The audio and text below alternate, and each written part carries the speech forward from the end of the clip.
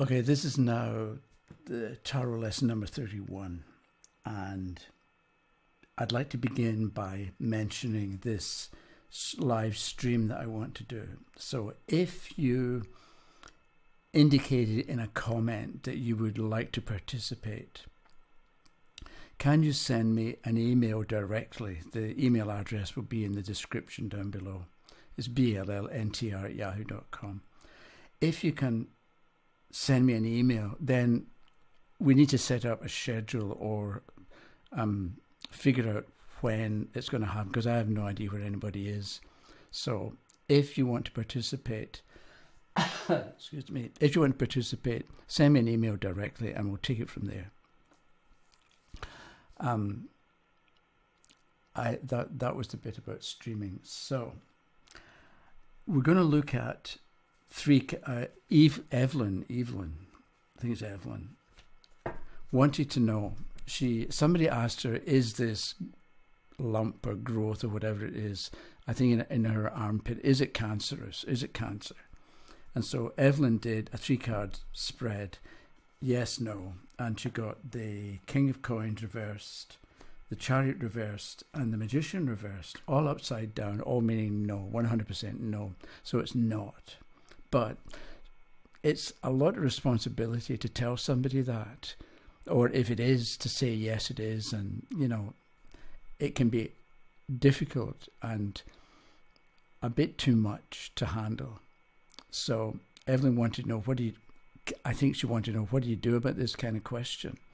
Can you trust? Maybe that's the point. Can you trust what the tarot is telling you? So I'm not a big fan of changing the question, because a lot of people want to know what they want to know. And so readers will, and people who write blog posts and so on, will tell you, if somebody wants to know, am I going to get a promotion, rather than say yes or no, change the question to, what can I do to help me get a promotion? And so that seems like a better quote-unquote question to ask.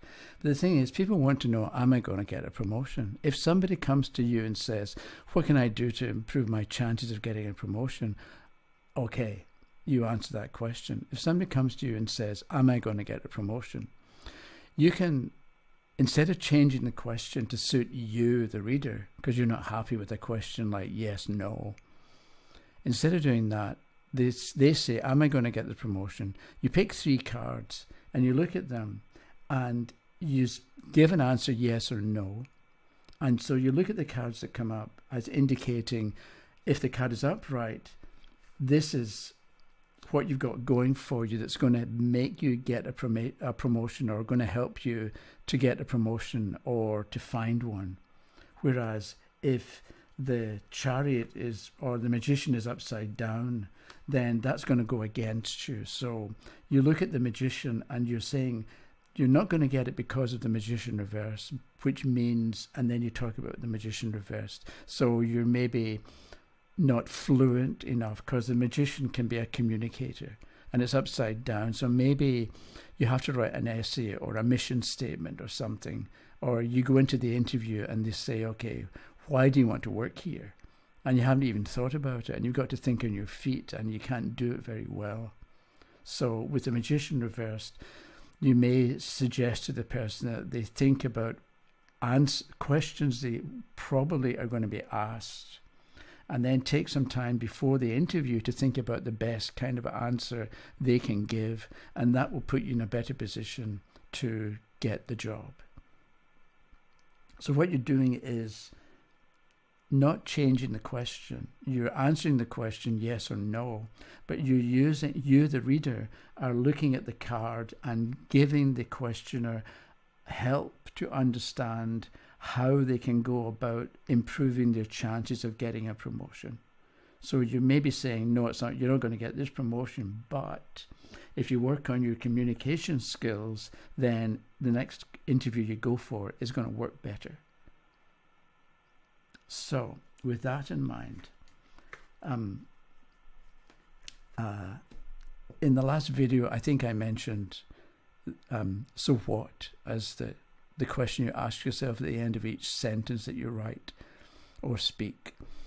And then I think I did what if. Today's word of the day or phrase of the day is then what? And I think that's useful to think about with yes/no questions, especially about medical matters. Because if the person wants to know, is this cancerous? Do I have cancer? And you pick 3 cards, and if the answer is yes, the question then becomes, then what do you do? If this thing is cancerous, do you ignore it? Do you hope it'll go away? Do you change your lifestyle to make things better? Do you start doing yoga and meditation to try and relax yourself so that your natural healing can take place? Do you have an operation? You know, there's all sorts of questions. If the answer is yes, then what? And in the same way, if the answer is no, then what? If no, it's not cancerous, what? Do you breathe a sigh of relief and just keep living the way you were living? Or the answer is no, it's not cancerous, but do you look at your lifestyle and make some changes and do meditation and go for walks and get exercise and change your diet and all sorts of things like that? Because the question is, then what? So maybe with a question like, is this cancer or not? You change it to, what's the best way to deal with this problem, right? Because the person's got the lump or whatever it happens to be. What are they going to do about it? So it's not so much a finished, finite sentence, have I got cancer or not? It's more, what am I going to do about this problem? In which case we've got, this is what you do about it. I'm going to look at the cards upright because it's a different question and I don't know if they would be upright or reversed. So what do you do about this lump, or let's say this armpit problem? The King of Coins. A king is an expert, probably. Consult an expert. Find somebody who knows what they're talking about and ask them to investigate or to do what needs to be done. Because you're consulting a king. Now, a king maybe represents a specialist, right? Because a king is not just somebody who's good at their job, but maybe somebody who specializes in that particular part of the body where the problem is. So if the king is upside down, maybe get a second opinion. So yes, you consult somebody, you consult an expert, but one expert is maybe not going to be enough. So maybe with the King of Pentacles upside down, get a second opinion. With the Chariot as a second card, then what's the best way to handle the situation, or how do you handle the situation? Think about the direction you're going in, because the important, well, I think the important part of this card is the driver of the vehicle. Not the chariot itself, but who's in charge, who's running things, who's making the decision about where you're going to go and how quickly you want to get there, or how quickly you expect to get there, or how you're going to deal with obstacles that are in your path. So, with the question about the medical situation and you get the Chariot, you look at what's the best way to handle it. You look at what direction you want to go in. Do you want to be a patient, where you've got an expert who tells you what to do and you just obey? Or do you want to be somebody who maybe takes more personal charge of their health? And so by all means, I'll go to a doctor and I'll do what the doctor tells me, but I also want to do extra stuff that will, generally speaking, make me healthier or make me more able to remain healthy. You know, so exercise, yoga, meditation, diet, cut out junk food, stop alcohol, stop smoking, all the normal, typical, usual kinds of things that make sense, but people don't do. And the third card is, so with the Chariot reversed, maybe what's the best way to handle it? Think about what your destination, what destination you want. And the third card was the Magician.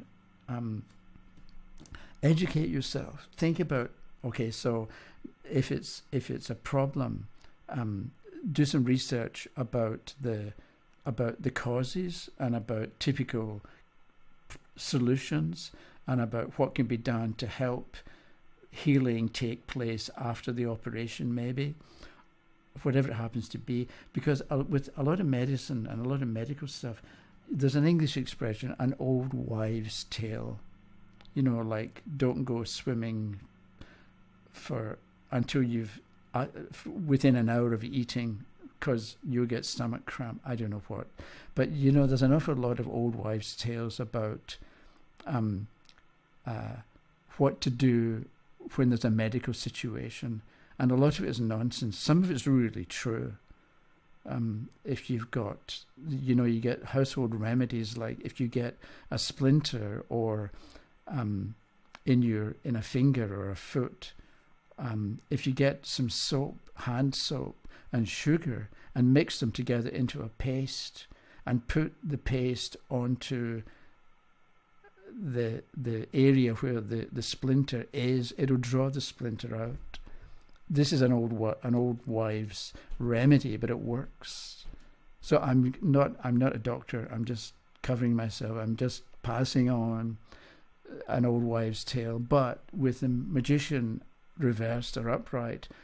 Educate yourself about what's actually involved in the procedure. Because I know somebody who is having chemotherapy, and she's really careful about what's going on. And she's done all sorts of research, and she's looked at alternative possibilities. But one of the things is, before she gets the infusion or whatever it is that's hooked up to her vein, she always checks and reads the bottle, or reads the prescription that's in the bottle. And she's discovered more than one mistake. There was one time they had her all hooked up, and they were going to start the treatment, and she looked at the label and saying, this is not right. The proportions are wrong. But she knew that because she'd done her research. And that, I think, is the kind of information or the kind of behavior you get from the magician to do with, let's say, a medical problem. Okay, so I hope that helped Evelyn. I mean, I hope it helped everybody, but Evelyn in particular, because she asked. But so I'm sort of rambling at this point. I don't know what else to say, so let me put these cards away. And that was it. So thank you for watching. And today is Monday, so Tuesday, Wednesday, Thursday. I'll be back on Thursday with number 32. Thank you very much. Have a good day. Bye-bye.